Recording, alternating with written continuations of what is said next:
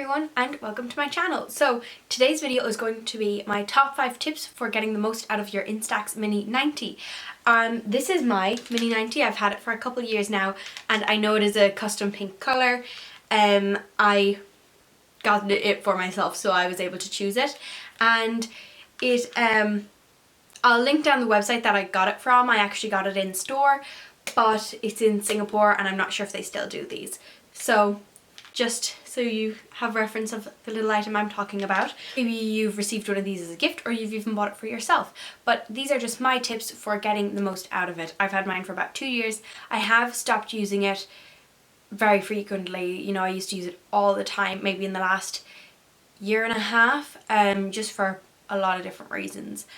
But mostly that I don't have much to photograph. But anyways, these are the top tips and there'll be a few other videos in this series. So I'll just get right into the tips.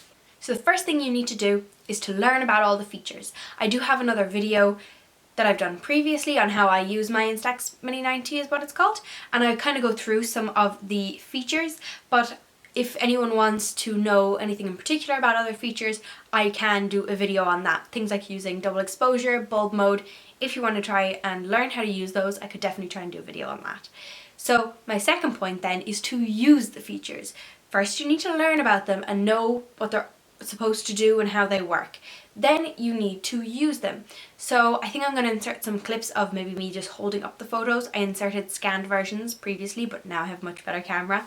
So basically landscape mode is so useful. It works, really works. So use it. You've been given all of these wonderful features. Number 1, learn about them. Number 2, get the most out of your camera. You need to use them. You just look at it. So you've also got the party mode. That's a really good one. It just leads to more colourful photos indoors. I found myself without like over brightening. That is a really good feature. Kids sports mode, not super fab, and really when you start to play around with them you get used to them. What is it, like the close-up, whatever that's called, I think it's a flower is what they use to kind of show it, is a little like symbol on the camera itself. That is so good. I also have a photo of that. You know, I'll show like some of my best photos, and really it's taking like availing of all the features that are being given to you. Point number 3 is that you should choose people over landscapes in general.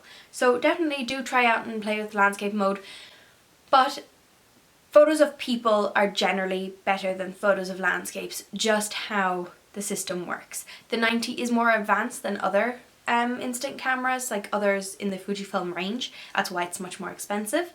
But the fewer people, the better. So trying to get a huge big group photo is often very hard because of the way the film is developed by light and the flash and things like that. So big groups of people are kind of a no. The fewer people the better. You know, people by themselves, people in pairs turn out better than like a group photo at a sleepover or something.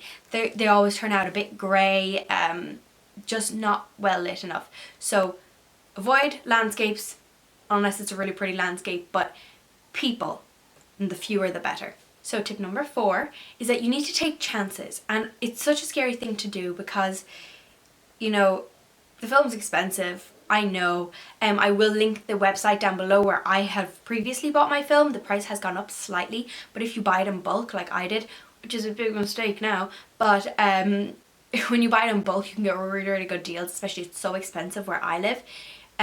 But I have so much expired film because I stopped using my camera. I didn't feel like I had much to photograph for a long period of my life because I was like new in college and things like that. It wasn't the same atmosphere that I had before. Not saying that everyone was like super excited for me to use it previously, but it was hard to use it all up. So there are pros and cons of buying film in bulk. That's off the point. So also be prepared. So know your settings.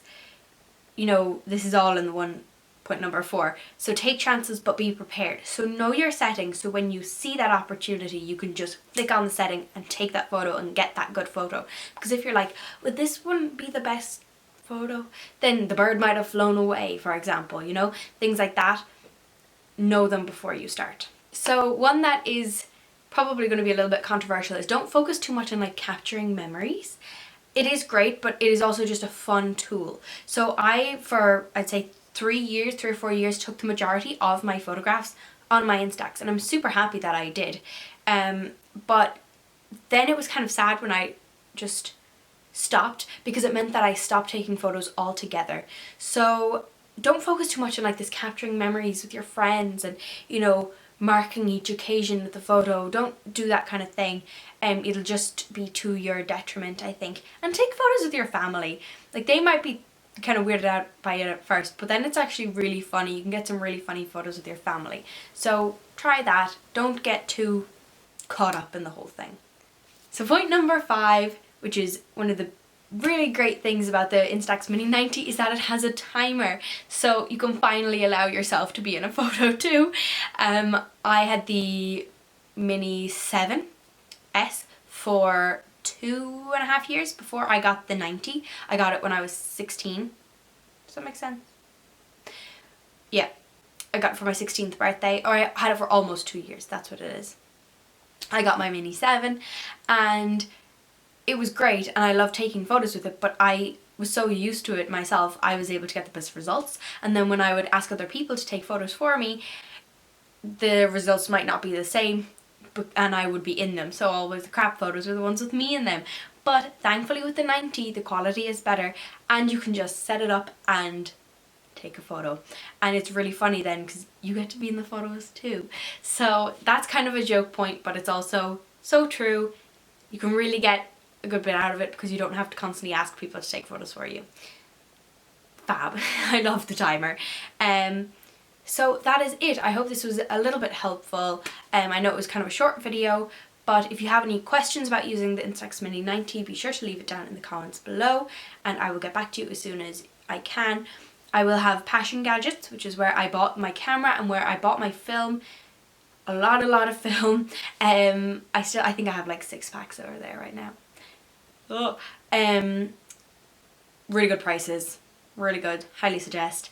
And I will also have my other video, I think it's over here, linked in the cards, so that you can check that out if you want to. And I will be making more videos on Instax use in the next few weeks, so be sure to subscribe if you want to see those. And that's it from me. Bye.